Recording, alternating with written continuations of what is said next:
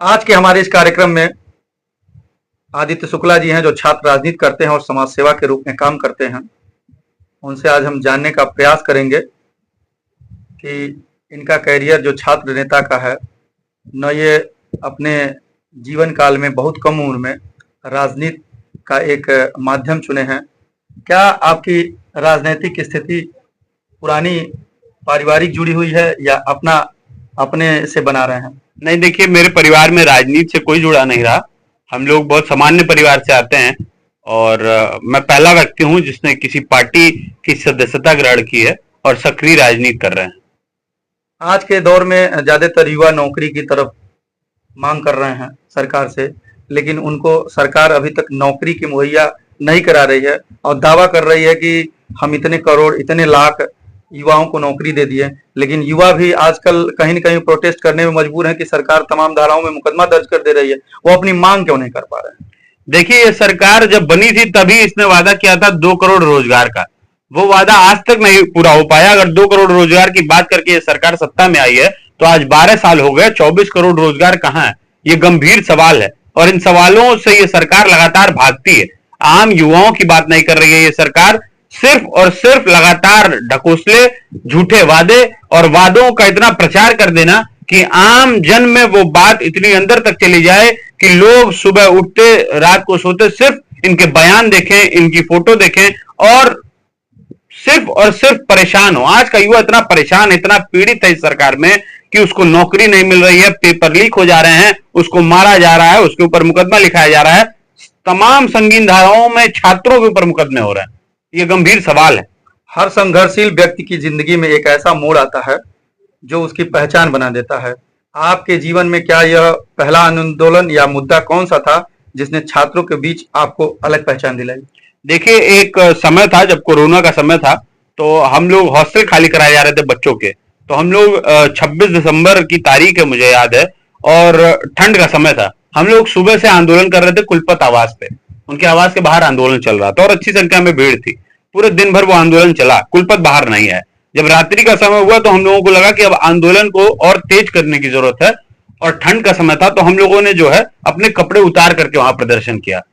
अर्धनग्न प्रदर्शन जब हम लोगों ने किया तो रात्रि 12 बजे यहाँ गोरखपुर के डीएम और आला अधिकारी, एसपी सिटी, तमाम लोग सुन लिए और सभी लोग आए और अंततः कुलपत को 1 बजे रात में हमसे मिलना पड़ा। तो ये बड़ा आंदोलन था जिससे आम छात्रों का जो है कनेक्ट ज्यादा बढ़ा और उनको हॉस्टल खाली न करना पड़े, इसलिए ये आंदोलन किया गया था। और जब ये आंदोलन सफल हुआ तो छात्र बड़ी संख्या में हमसे जुड़े। क्या कभी ऐसा समय आया जब परिवार या करीबी लोग आपसे कहे कि ये राजनीति छोड़ दो? देखिए, राजनीति पे जब कोई सामान्य परिवार का लड़का आता है तो उसे पहले दिन से ये झेलना पड़ता है कि राजनीति आपके लिए नहीं बनी है। राजनीति सिर्फ धनबल बाहुबल वाले लोग ही करते हैं, सामान्य परिवार से आ रहे लोग नहीं करते हैं, या जिनकी पारिवारिक राजनीतिक पृष्ठभूमि होती है वो लोग राजनीति करते हैं। लेकिन साथ ही साथ हमें यह समझना पड़ेगा कि आज के समय में जो बड़ी संख्या में युवा हैं वो दिग्भ्रमित है, उनको जानकारी नहीं है कि उनको करना क्या है। और हम लोगों को बड़े कम समय में यह जानकारी हो गई थी कि हमको समाज के लिए ही काम करना है, हमको छात्रों के लिए काम करना है, हमको युवाओं के लिए काम करना है। तो लोग अपना व्यक्तिगत जीवन जी रहे हैं, तमाम हमारे साथ के बच्चे आज नौकरी कर रहे हैं अच्छी जगह, लेकिन हम लोग संघर्ष कर रहे हैं युवाओं के लिए।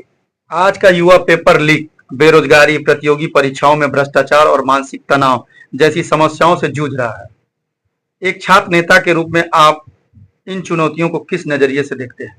देखिए, सिर्फ और सिर्फ इन तमाम मुद्दों पे सरकार जिम्मेदार है और सरकार के सभी भ्रष्ट अधिकारी और आज के दौर के शिक्षा मंत्री धर्मेंद्र प्रधान इसके लिए जिम्मेदार हैं। धर्मेंद्र प्रधान से जब सवाल किया जाता है तो वो गाड़ी में बैठ करके हंसने का काम करते हैं। वो हंसी सिर्फ मीडिया के सामने नहीं थी, वो 24 लाख नीट के अभ्यर्थियों के सामने वो हंसी थी और वो उनके भविष्य पे हंस रहे हैं। आज आप बताइए, जब इस सरकार में लगातार पेपर लीक हो रहा है, 17 में पेपर लीक होता है, 18 में लीक होता है, 19 में लीक होता है, 22 में लीक होता है, 24 में लीक होता है और अब 26 में फिर लीक होता है, तो क्या गारंटी है कि अगले वर्ष नीट की परीक्षा होगी तो नहीं लीक होगी?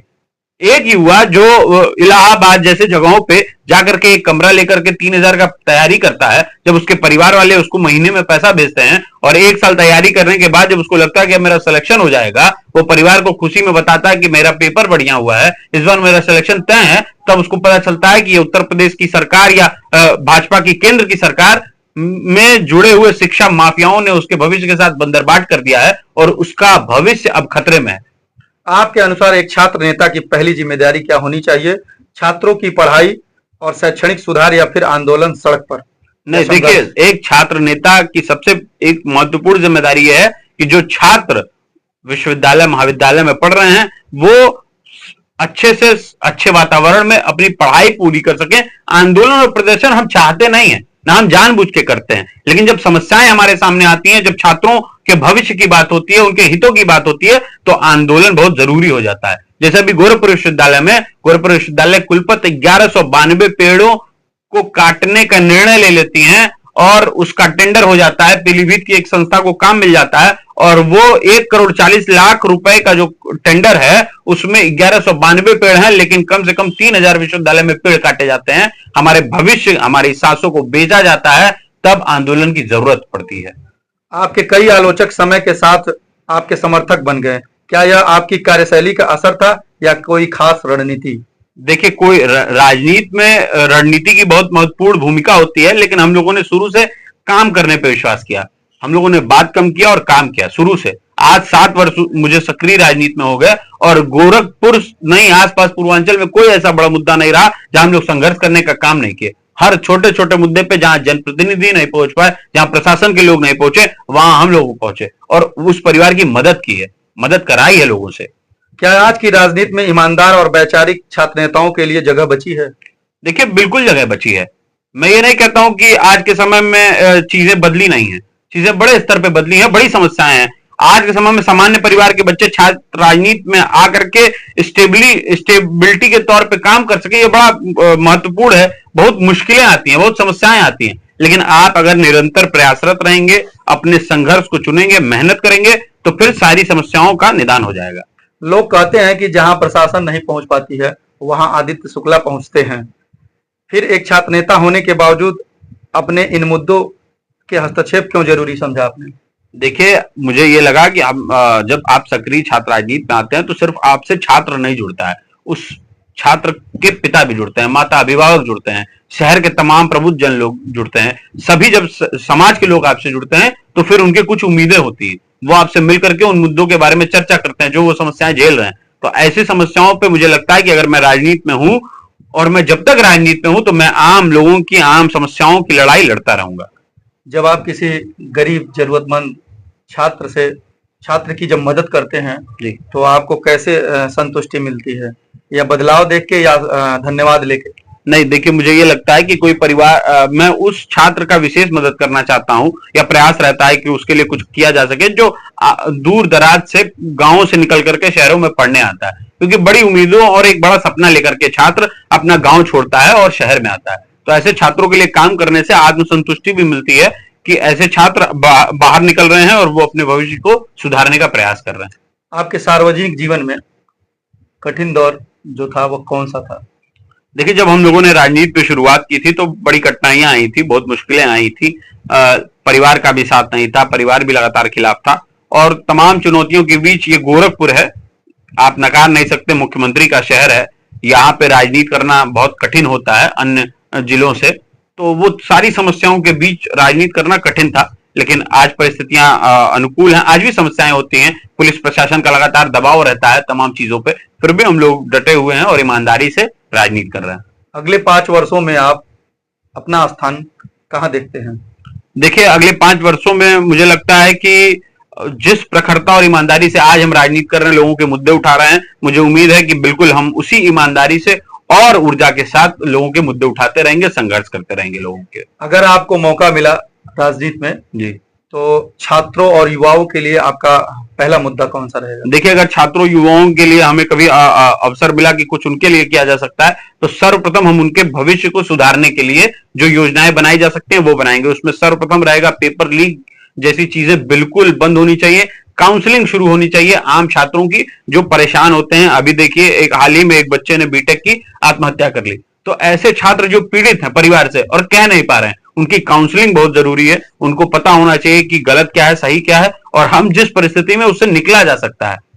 अंधेरा कितना भी घना हो लेकिन सवेरा जरूर होता है। आपसे एक अंतिम सवाल है हमारा जी चूंकि आप गोरखपुर में बैठे हुए हैं, जी गोरखपुर की राजनीति करते हैं, छात्र राजनीति करते हैं, जी। समाज सेवा के रूप में काम करते हैं।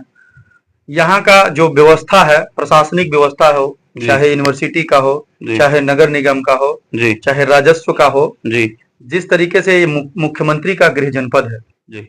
यहाँ पे जो भी बातें निकल के आ रहे हैं, जैसे आपने कहा बीटेक छात्र पे, उस पे भी धरना, ये धरना जो अभी 1.5 महीने पहले इंजीनियरिंग कॉलेज में भी धरना था। जी, जी। तो क्या ऐसी कमियां हैं जो मुख्यमंत्री के कानों में खबर नहीं या प्रशासनिक अधिकारी दे रहे हैं, या एक बनावटी है, या मुख्यमंत्री को बदनाम करने का है, या जमीनी स्तर पे क्या कारण है जो आए दिन छात्र परेशान हैं, किसान परेशान हैं और छोटे व्यापारी परेशान हैं? देखिए, ये सरकार पुलिसिंग की सरकार है। पूर्ण रूप से अफसरशाही हावी है। अफसरों के ऊपर सारी जिम्मेदारियां हैं, वो सारा काम देख रहे हैं। तो लगातार उनके ऊपर जिस प्रकार से दबाव है, वो ऐसी चीजें सिर्फ अफसरों की गलती से हो रही है। यहाँ का प्रशासन जिम्मेदार है इन चीजों को लेकर के। अगर बारिश के बाद पानी रुकता है, पानी लग जाता है, तो उसमें योगी जी नहीं जिम्मेदार है, प्रशासन जिम्मेदार है। जब उसको जिम्मेदारी मिली हुई है उसको ठीक करने की, तो वो समय से क्यों नहीं कर रहा है? तो इन सारी चीजों के लिए मैं मानता हूं कि यहाँ का प्रशासन निकम्मा और नकारा है। जो आम मुख्य मुद्दे हैं जो आम जन के, उनको नहीं ध्यान दे पा रहा है, और वो स्पष्ट रूप से वही जिम्मेदार है इन मामलों को लेकर के। देखिए, आज के हमारे इस कार्यक्रम में आदित्य जी थे, जो किसान और गोरखपुर के स्थानीय मुद्दों पे चर्चा किए, छात्रों पे बात किए और युवाओं पे बात किए। समाज में किस तरीके से दुष्प्रचार किया जा रहा है, किस तरीके से काम हो रहा है, उस पे भी इन्होंने आज चर्चा किया।